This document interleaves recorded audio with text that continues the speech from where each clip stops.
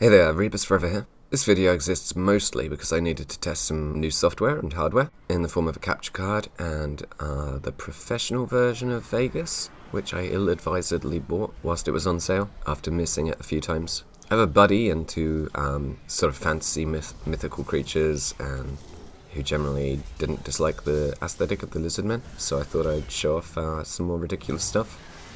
Got some phoenixes, dragons, various different abominations like the hydras and the skavens, beasts versus all of this lizardmen stuff. Lizards riding lizards, big lizards, small lizards. So effectively, I wanted to test recording to see if it stayed smooth with the capture card that I have now. I've noticed in some of my reviews and some of my gameplay videos, sometimes the gameplay becomes a tiny bit stuttery, and I'm doing everything I can to try and work out how to make that not happen. And also just have an experimental project on the new software to see if there were any major changes or differences. I have a couple of things waiting for narration, but I have a bit of a cold after looking after my dog. I needed to sleep next to an open door in English autumn, which turns out isn't great unless you really want a cold. So with this battle, it's 4 different armies. You can't pick larger armies, so just like 4 standard sized armies. For my part, I picked a shooty chariot army and just stuck them all on skirmish so I could just record some footage.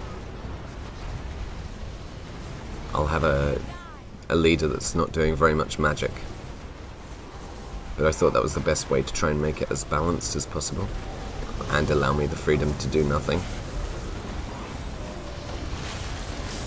Turns out lizardmen are pretty tough.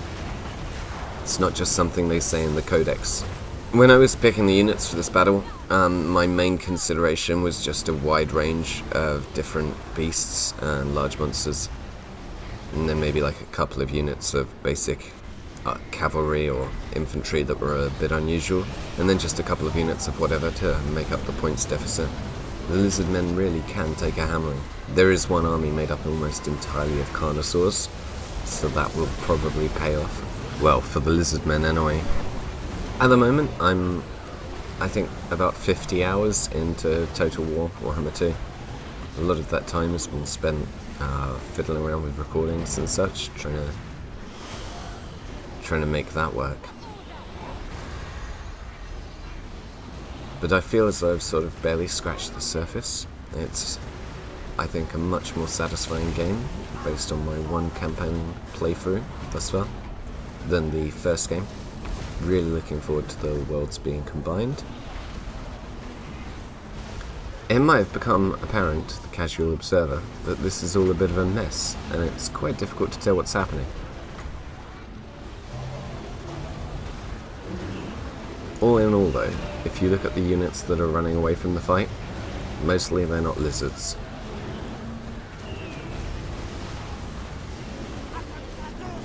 The lizardmen just seem to have so much armor and take damage so slowly, at least in this conflict. Maybe if I picked the armies a bit more intelligently. But this was just for spectacle value. The animation on all of the beasts, though good in the first Total War game, I think is noticeably more characterful this time round. The giant birds and giant eagles do occasionally look a bit like stranded pigeons when they're on the ground. You start wondering whether or not they've damaged one of their wings. But mostly everything looks really great. I've not really done any reading to see how the game's been received, other than just thinking about it from my own perspective. If anyone's got any gripes with the game thus far, it'd be interesting to read that in the comments. I've only thus far played the High Elf campaign, and have spent almost all of that time fighting almost exclusively against other elves. I say other elves, I've only had 1 or 2 scraps against the Dark Elves, that's due. But they've been quite reasonable in my playthrough. From here we can see that all of my chariots are doing okay, but the rest of my allies' armies are in disarray. Skaven look like they're about to judge their cannons into combat. which isn't where you want your cannons ideally. It's still some hydras and some dragons keeping up a good fight, or fighting a good fight. But ultimately, all of the not Triceratopses and not T-Rexes are making their feelings known. Maybe I should have just picked some close combat units and got them stuck in. At this stage, all that's left for the lizardmen to do is basically chase down my chariots. Unless one of my charioteers is secretly carrying like a few bazookas, I don't see them pulling this back. I tried playing the tutorial as lizardmen, which some of you may be aware of. I didn't get very far, but I am looking forward to starting a campaign as them at some point. After my traumatic experiences of playing the tutorial, I ended up playing High Elves.